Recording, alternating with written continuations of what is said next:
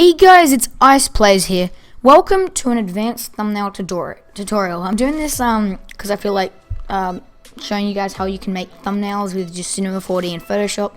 I've got a few friends that want to know how to make thumbnails and stuff and such like that. And it's kind of a thank you for 50 subscribers. I want to thank you guys for that, but it's not specifically a 50 subscriber special video. It's just I feel like making a thumbnail tutorial. So what you want to do is open up this pack that I've got. I'll probably have a link in the description where you can download it. But what you want to be looking at is these three things here. By the way, you will have to have Cinema 4D for this.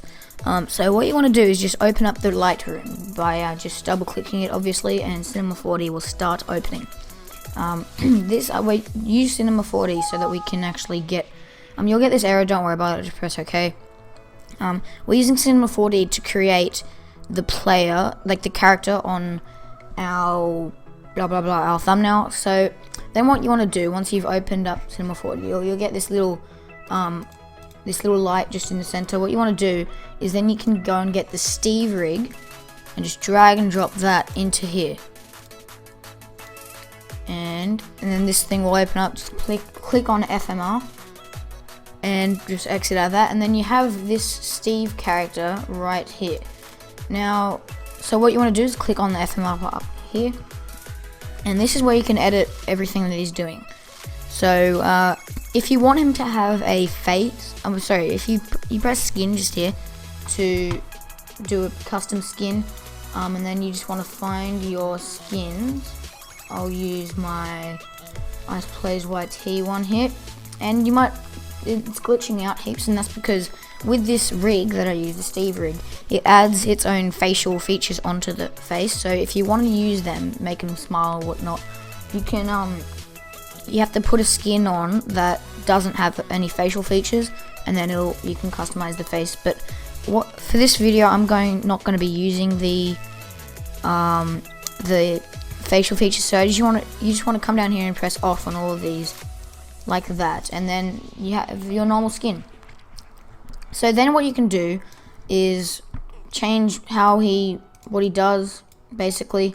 Just move him around by clicking all his different places. You can edit him. Oop, don't want to do that. If you click the head, you want to press this rotate tool up the top here, and you can rotate him like however you want. And yeah, so you can just do whatever you want with this and just put him into the right place. Then what you want to do, if you want to give him tools, then you can down here says tools.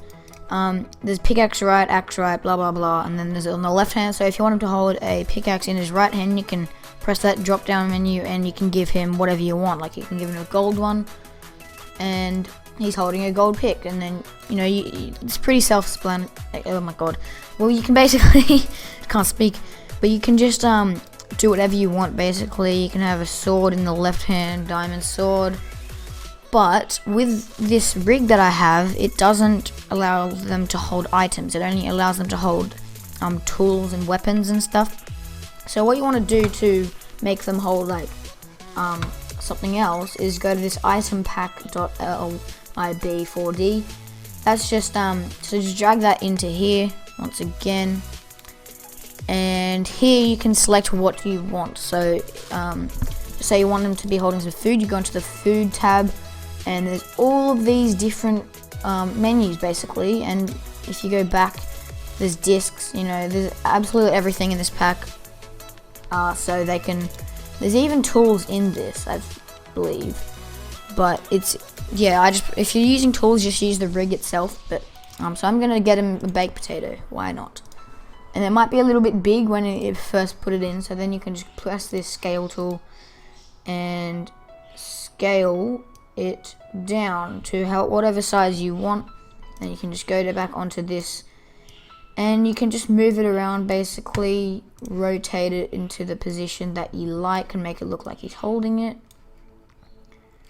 And you can just preview it once you've got it in the right place. That's obviously not a very good job. You want to make it look like he is really holding it. And then once you've got it in your position that you like, you want to press this options, edit render settings up here basically, and make the output 1920 by 1080p. That's just really HD, and I really like that. That's what I use, but you can use 1280 by 720, but I'm not going to. I'm just going to use, yeah, so if you use the high resolution, it's obviously just going to take a lot longer time to export, but it still won't be that long at all. Like, it's really quick. And go to save. You can just file anywhere you want. I'm going to save it in, well, yeah, you can basically choose wherever you want to save it. Make the format PNG, and then options, it's just nothing. You don't change that at all. Depth, you can make that 16-bit. That just makes it really nice quality. It makes the colors a lot better. So I suggest you do that. And oh yeah, you want to click alpha channel. If you don't press that, then when you export the file, it'll have a black background, and you can remove that in Photoshop, but it's easier if you just make it transparent by pressing alpha channel. And that's basically it, all you need to do, I believe. Yeah, and everything else should be fine for you guys.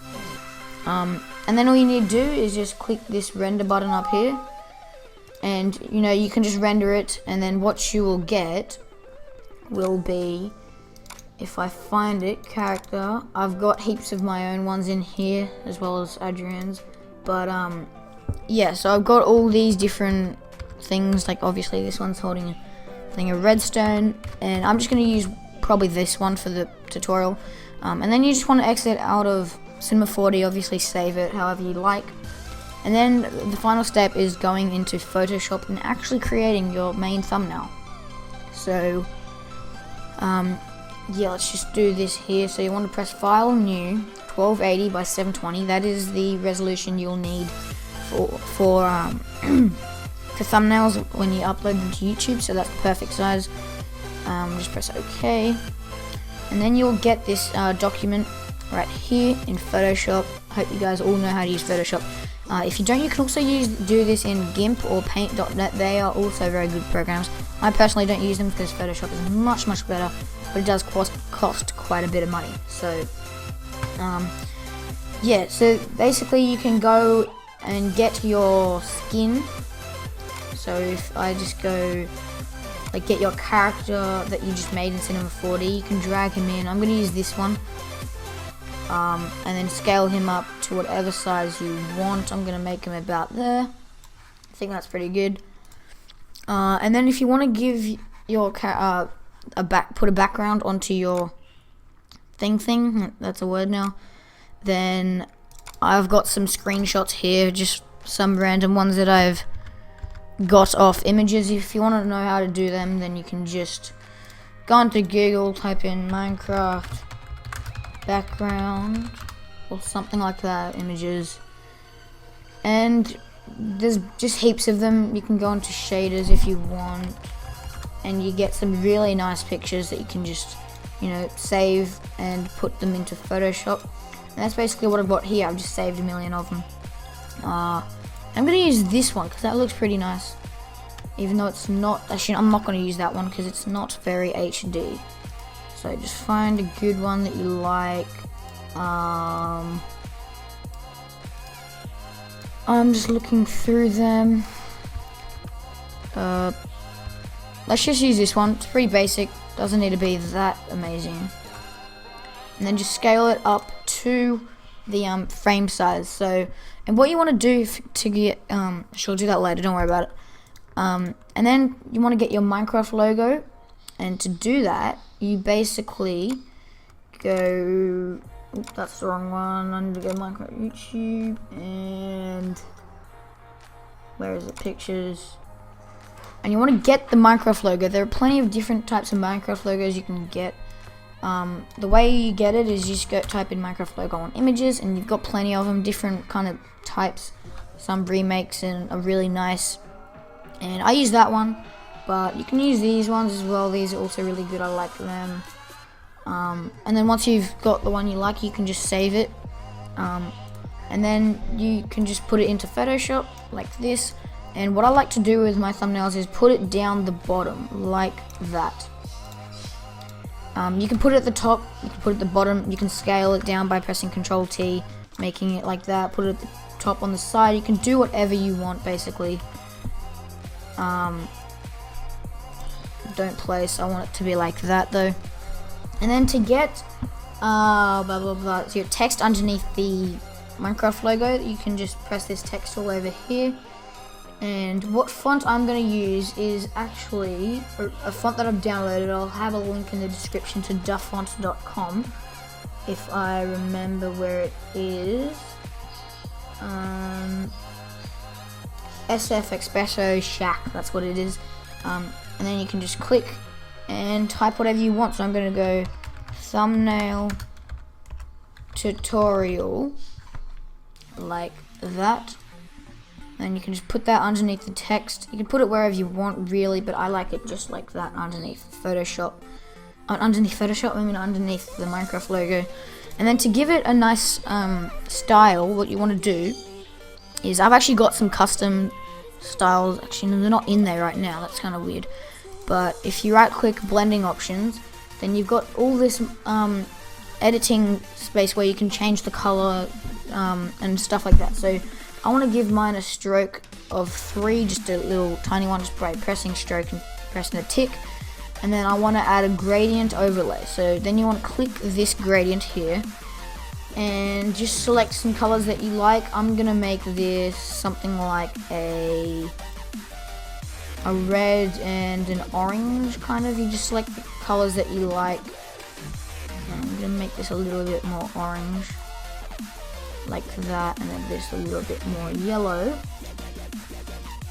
And yeah, you can just edit around with those gradients and you might get one you like.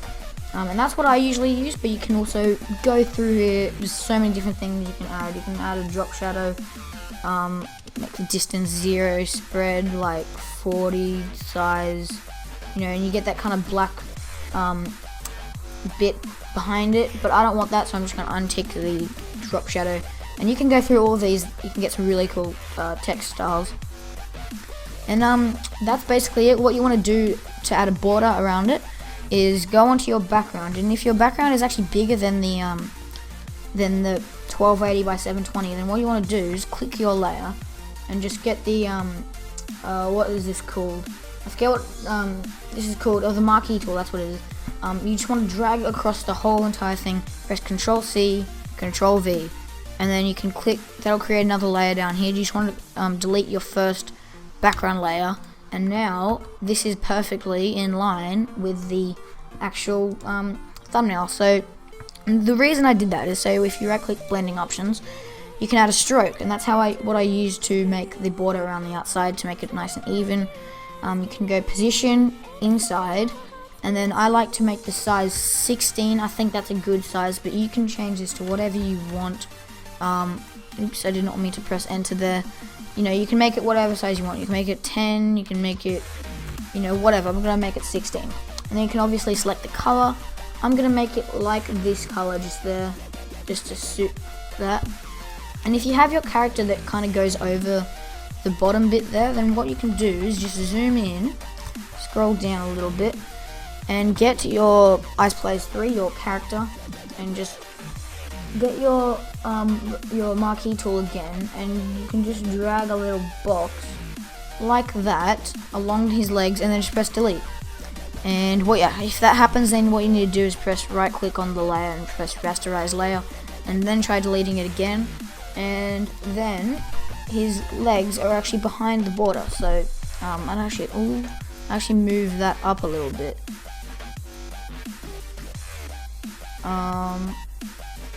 I don't know why that's happened. There we go. I think I got that back into position.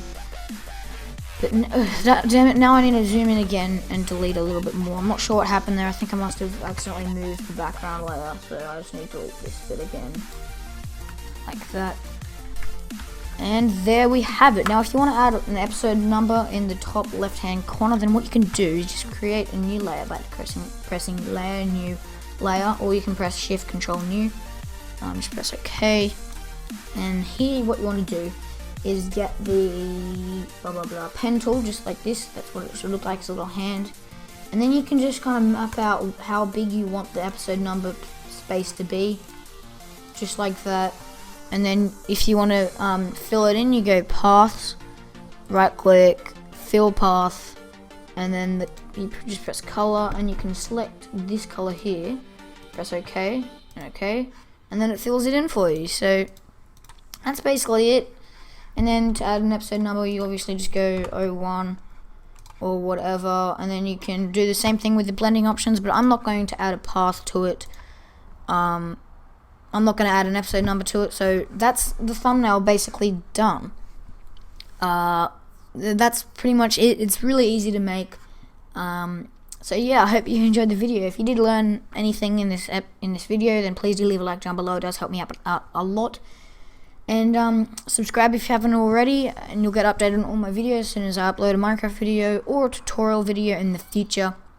So yeah, I want to thank you guys very much for watching.